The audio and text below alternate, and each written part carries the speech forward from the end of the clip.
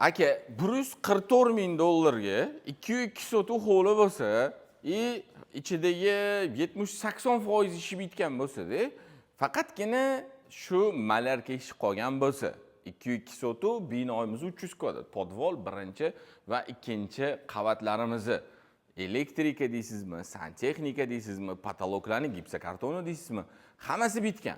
Faqat kelib o'zingizga yoqadigan stil bor-ku, mana masalan, yaltir-yultirlarni yomon ko'rasiz, to'g'rimi? Sizga faqat однотонный ranglar yoqadi. Xuddi shunaqa stilni bitirib olsangiz bo'ldi. Yoki men naborot tillalarni yaxshi ko'raman deydigan bo'lsangiz, unda xuddi shunaqa o'zingizning stilingizga moslab turib, tilla ranglarni ko'p qilib bitirib olsangiz, mana sizga idealniy taklif.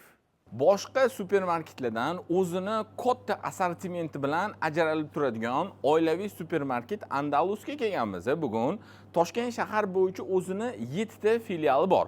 Men Instagram profilligisini atmetka qilib qoldiraman. Kiring, ko'ring, qaysi lokatsiya sizni yashayotgan joyingizga yaqinligini va o'zingiz kelib assortimenti ko'pligiga bitta ishonch hosil qilasiz. Aynan siz qidirgan mahsulotlar bizani supermarketimizda bor. Hammanglarni Andalus do'konida kutib qolamiz. Assalomu alaykum, hurmatli mijozlar. Bizani kuzatib borayotgan aka-uka tanish-bilishlarimizni Tokzor mahallasiga kelganmiz. O'rizorni bilasiz, O'rizor bozori. Yonida Temir bozor bor. Temir bozori shunda orqasidagi mahallada. Xonadonlarimizni o'zi 4 ta bo'lgan. Bitta donasi qoldi. Bu degani narxiga yaxshi-da, bu sotilib ketgan qolgan 3 tasi. Shuning uchun siz hozir bu videoni ko'ryapsizmi? Primoy egalarining nomerini yozib qo'yganman. O'rtada hech kim yo'q. Sirazi telefon qiling. Keling, ko'ring, 144 startviy undan o'tib beradilar. Kelib, ozgina bundoq gaplashib, bundoq suhbatlarini olsangiz, xudo xolisi 144 dan o'tib beradilar. Mahallamizning ko'rinishi toza, zo'r o'zbekona mahalla. Mana shu uyimizni hozir ko'rsatamiz. Bu yerda kiraverish darvoza, bu yoqda bo'lsa kiraverish eshigimiz joylashgan. Qani, bismillahirrohmanirrohim. Kirib keldik, o'ng qo'limizdan boshlaymiz. Tashqari taraf uchun sanuzyul. Bu yoq tarafimizda yozgi oshxona, o'choq qozon, barbekyu zona, bu yoqqa gaz, moyka xullas qo'yish uchun sharoitlarimiz bor. Kirganimizda chap qo'limizda bo'lsa, naves, mashina qo'yish uchun sharoitlarimiz qilib qo'yilgan. Xo'p, xonadonimizga kirib keldik. Ikki yon taraflama yashil maydon qilish uchun sharoitimiz qoldirilgan va binoyimizning ichkari tarafidan ko'rinishi. Zo'r proyekt chiqdi, uychi katta, vohmali bo'lib turibdi. To'g'ri, endi qora suvda ko'zingizga qanaqadir oddiy turgandek ko'rinishi mumkin, lekin buni siz ertaga travertinlarni yangi chiqqanidan qilib qo'ysangiz yoki atachenta qilib qo'ysangiz, fasadingizni quyoshda tovlanadiganlardan juda boshqacha bo'ladi. Endi ichkariga o'tamiz. Planirovkani o'zingiz bitta ko'rib baholab o'tasiz. Okamlar aytayotdilar, uyga 100% javob beraman deyaptilar. Shundoq kelasiz, mana shu joyi shundoq buzgin deysiz, qora suv turibdi-yu. Shundoq buziladi, hammasi pishgan g'ishdan qilingan deb aytayotdilar. Elektrika, santexnikani xullas hamma narsasi sifatlilari ishlatilgan. Hozir uyimizga Wi-Fi-larga chop kirib qo'yibdilar. Kirdi, hol bizani kutib oladi.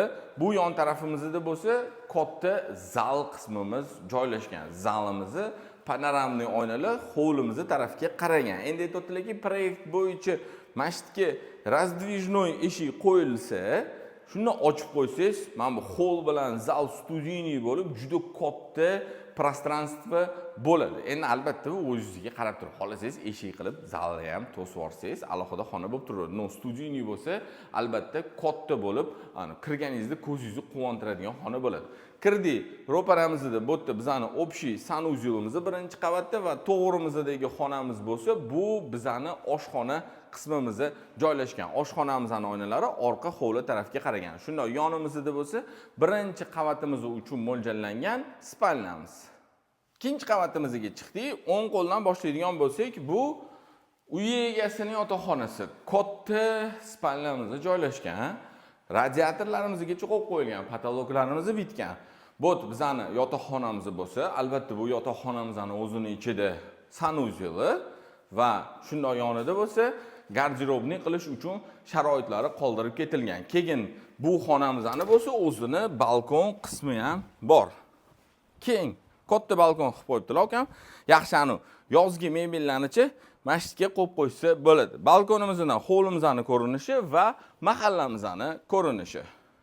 Keyin ikkinchi qavatimizda bu yerda bizning общий sanuzelimiz joylashgan. Ikkinchi qavat uchun va shundoq yonimizda bo'lsa ikkinchi yotoqxonamiz. Bu yotoqxonani xohlasangiz bolalar uchun mo'ljallab qo'yasiz. Oynalarimizni orqa hovli tarafga qaragan. Shundoq ro'parasida bo'lsa ikkinchi qavatimizdagi bu uchinchi xonamiz. Shunda ikkinchi qavatimizning o'zida 3 ta yotoqxonamiz joylashgan.